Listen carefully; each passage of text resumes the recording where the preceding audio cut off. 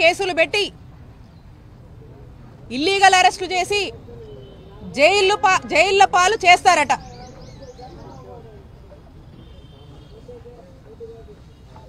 ఒక్కసారి మనం చూస్తే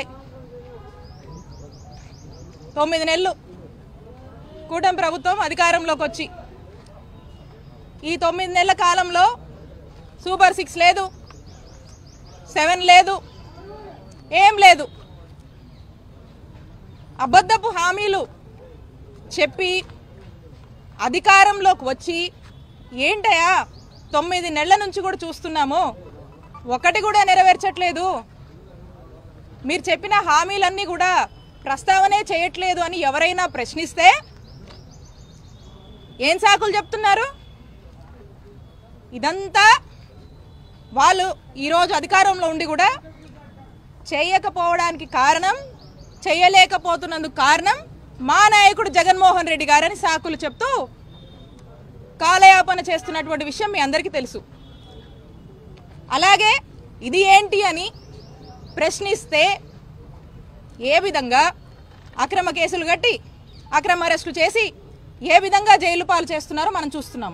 ఈరోజు మా చిలకలూరుపేట నియోజకవర్గానికి సంబంధించినటువంటి YSR Congress party social media activist అయినటువంటి దళిత ముద్దుబిడ్డ మా రాకేష్ని ఏ విధంగా అక్రమ కేసులు పెట్టి జైలుకి ఈడ్చారు అనేది మీరు చూస్తూ ఉన్నారు. దాని గురించి నేను వివరంగా చెప్తా.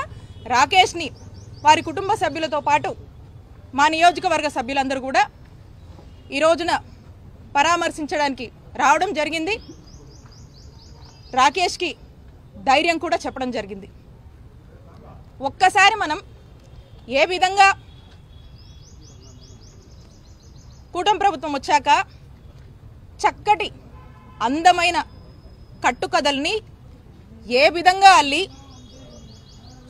అక్రమ కేసులు పెట్టి జైళ్ల పాలు చేస్తున్నారని చూస్తే ఈ రాష్ట్రంలోనే ఈ రాకేష్ అరెస్ట్ కానీ రాకేష్ని జైల్లో పెట్టడం అనేది ఒక కేస్ స్టడీ అనేది మనం చూడొచ్చు. ఎందుకంటే దీని గురించి మీకు ఇన్ షార్ట్ నేను చెప్తాను. ఇక్కడ భాష అనే అతనితో ఎమ్మెల్యే పత్తిపాటి పుల్లారావు ఒక కంప్లైంట్ ఇప్పిస్తాడు. ఎమ్మెల్యే పుల్లారావు డైరెక్షన్లో కంప్లైంట్ ఏమని ఇప్పిస్తారంటే 6/3/2025 అంటే 6th మార్చ్న రాత్రి సుమారు 9 గంటల సమయంలో ఈ భాష కళామందర్ సెంటర్ మీదుగా వెళ్తుంటాడు. అప్పుడు వెళ్తున్నప్పుడు దారిలో ఈ దొడ్డ రాకేష్ గాంధీ, ఫణీంద్ర నాగిశెట్టి, దామిశెట్టి రామకోటేశ్వరరావు ఈ ముగ్గురు కూడా నలుపు రంగు డ్యూక్ బైక్ పైన వచ్చి నన్ను అడ్డుకొని అబ్యూజివ్ వర్డ్స్ని మెన్షన్ చేశారు. ఆ వర్డ్స్ నేను మెన్షన్ చేయట్లేదు ఇక్కడ అని మాట్లాడి అతన్ని ఏదో ఇష్టం వచ్చినట్టుగా మాట్లాడి ఈ ముగ్గురు కూడా ఈ భాష అనే అతన్ని చుట్టుముట్టి అందులో ఈ దొడ్డ రాకేష్ గాంధీ ఈ భాష ఫోన్ ఇవ్వమని ఇవ్వకపోతుంటే రాకేష్ గాంధీ జోబులో ఉన్నటువంటి కత్తిని తీసి ఆ కత్తి మడతపెట్టి తీసి అలాగే ఇతనితో పాటు ఉన్నటువంటి రాకేష్తో ఉన్నటువంటి ఫణీంద్ర అలాగే దామిశెట్టి కోటేశ్వర వీళ్ళు కూడా చిన్నపాటి కర్రలు పట్టుకొని ఉండి ఈ భాష మీద అతని సెల్ ఫోన్ ఇవ్వమని ఇవ్వకపోతే అతను గొంతు మీద కత్తి పెట్టి డీప్గా థ్రెటన్ చేసి అతన్ని చంపుతానని ఆ మాదిరిగా మాటలు మాట్లాడి బెదిరించి ఈ భాష జోబ్లో ఉన్నటువంటి ఐటెల్ బ్లూ కలర్ ఫోన్ చెప్పాడు. దీని ఐఎంఈ నంబర్స్, ఫోన్ నంబర్స్ ఇందులో ఇచ్చాడు. ఇక ఈ ఫోన్ని రాకేష్ గాంధీ తీసుకున్నాడని ఈ ముగ్గురు కూడా రాకేష్ గాంధీ, ఫణీంద్ర, ఈ కోటేశ్వరు ఈ ముగ్గురు కూడా ఈ భాషని అబ్యూజివ్గా ఇష్టం వచ్చినట్టు బెదిరించి తనని చంపే ప్రయత్నం చేశారని దాంట్లో భాగంగా అటుగా ఆ పక్క నుంచి వస్తున్నటువంటి పిల్లికోటి, పఠాన్ సమదు, మధుమాల రవి వీళ్ళంతా ఈ జవాజీ బుచ్చిబాబు వీళ్ళంతా కూడా అక్కడి నుంచి చూసి అక్కడి నుండి వాళ్ళు పరారైనట్టుగా ఈ కథ అంతా అల్లారు. నేను అడుగుతా ఉన్నా పోలీసుల్ని, ఈ కేసు కట్టినటువంటి సిఐని, ఇదంతా నిజమా? ఇదంతా నిజమా అని నేను సిఐని అడుగుతా ఉన్నాను. అంటే ఈ మధ్యకాలం మనం చూస్తూ ఉన్నాము ఏమనంటే BNS 111 సెక్షన్ ఆర్గనైజ్డ్ క్రైమ్ కింద సోషల్ మీడియా వాళ్ళ మీద కేసులు పెడితే కోర్టు వీళ్ళ మీద చివాట్లు పెడుతుంది వీళ్ళకి. అందుకని ఇక ఇదైతే కోర్టు ఒప్పుకోవట్లేదు కాబట్టి బెయిలబుల్ సెక్షన్స్ అయితే పెడితే కష్టము, నాన్ బెయిలబుల్ సెక్షన్స్ పెట్టాలని 308 కట్టాడు ఈ సిఐ. ఈ 308 అంటే ఏంటంటే ఎక్స్టార్షన్ సంబంధించి, అంటే డీప్గా థ్రెటన్ చేసి భయప్రాంతులకు గురి చేసి అని చెప్పి దాదాపుగా హత్య యత్నం చేశాడన్నట్టుగా ఇదైతే నాన్ బెయిలబుల్. ఈ సెక్షన్లు పెడితే రాకేష్ని ఫిక్స్ చేయొచ్చు అనేటువంటి ఒక ఉద్దేశంతో ఈ సెక్షన్లు పెట్టడానికి అల్లినటువంటి అందమైన కట్టుకథ ఇది. అయితే దీంట్లో వాస్తవాలు చూస్తే, వాస్తవాలకు మనం గనక వెళ్తే 9 గంటలకి కళామందిర్ సెంటర్ చిలుకలూరుపేటలో ఇది జరిగింది అని చెప్పి ఈ కట్టుకథ అల్లారు. దీనికి సాక్షాత్తం ఆధారాలు ఉన్నాయి. ఏమనంటే ఈ 9 గంటలకి ఇక్కడ చూడండి, ఈ 9 గంటలకి రాకేష్ అనే వ్యక్తి విజువల్స్, ఇతను గుంటూరు ఇంట్లో ఉన్నాడు. 9 గంటలకి ఇగో సీసీ ఫుటేజ్లో టైమింగ్ కూడా ఉంది చూడండి. 9 గంటలకి గుంటూరులో ఉన్నాడు. 9 గంటలకు గుంటూరులో ఉన్నటువంటి సాక్ష్యాధారాలు ఇవి. అంటే 9 గంటలకు గుంటూరులో ఉన్నాడు. కళామందిర్ సెంటర్కి ఎట్లా రీచ్ అవుతాడు? కళామందిర్ సెంటర్లో ఎలా తేలుతాడు? ఇదే కాదు, ఈ ముందు రోజు లేడు. ఈ కూటమి ప్రభుత్వం ఏర్పడ్డాక 9 నెలల నుంచి తనను రకరకాలుగా హింసిస్తున్నారని చెప్పి ఈ అబ్బాయి బయట ఉంటున్నాడు. అండ్ ఆ ముందు రోజు కూడా ఆ అబ్బాయి గుంటూరులోనే ఉన్నాడు. పైగా ఆ 2 రోజుల్లో కూడా నేను పాల్గొన్నటువంటి కార్యక్రమంలో, నేను అటెండ్ అయినటువంటి మీటింగ్స్లో మాతో పాటే ఫాలో అయ్యాడు. అలాగే ఇందులో మెన్షన్ చేసినటువంటి మరొకరు ఫణీంద్ర, ఈ ఫణీంద్ర నాగిశెట్టి అనేవాడు 9 అప్పుడు సెలూన్లో హెయిర్ కట్లో ఉన్నాడు. ఇది సెలూన్కి సంబంధించినటువంటి వచ్చినటువంటి ఫుటేజ్. మనకి 9 హెయిర్ కట్లో ఉన్నవాడు, ఫుటేజ్ అవైలబుల్ ఉంది, ఇంత ఎవిడెన్సెస్ ఉన్నాయి. ఎలా కళామందిర్ సెంటర్లో పార్టిసిపేట్ చేస్తారు దీంట్లో?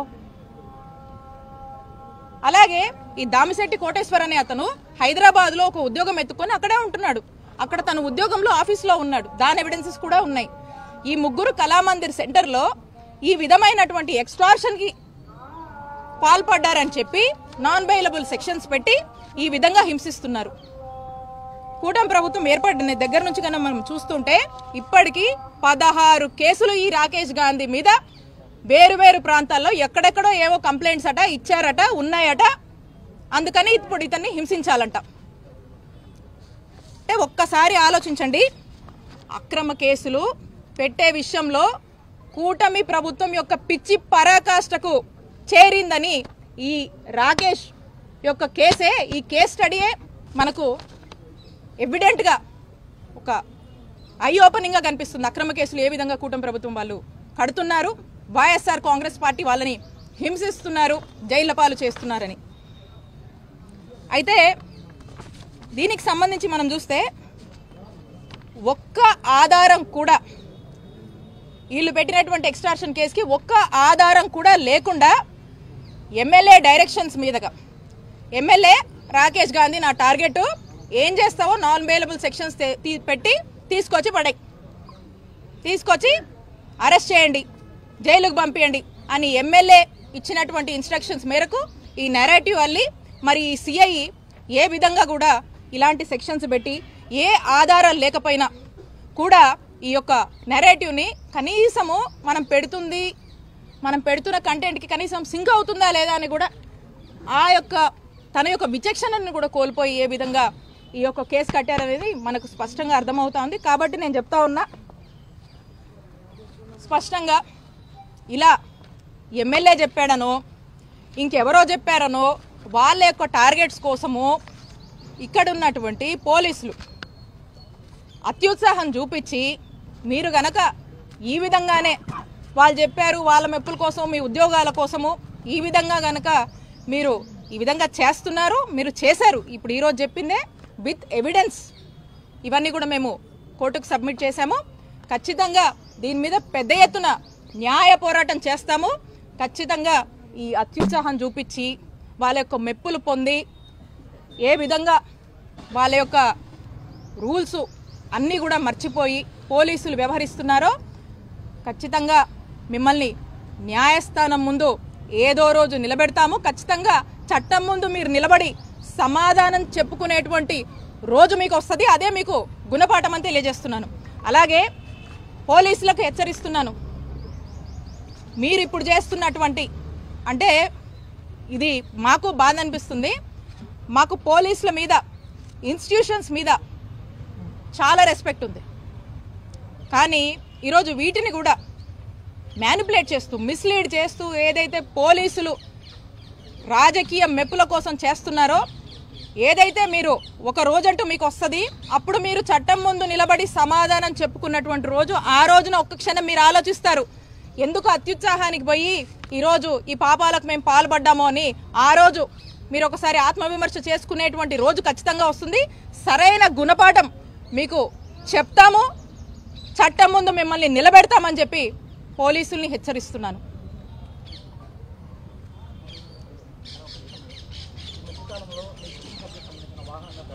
ఎస్, దాని మీద కంప్లైంట్ ఇవ్వడం జరిగింది.